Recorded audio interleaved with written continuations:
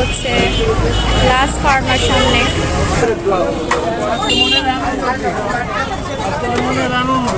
আজকে কেন মনের আনন্দ?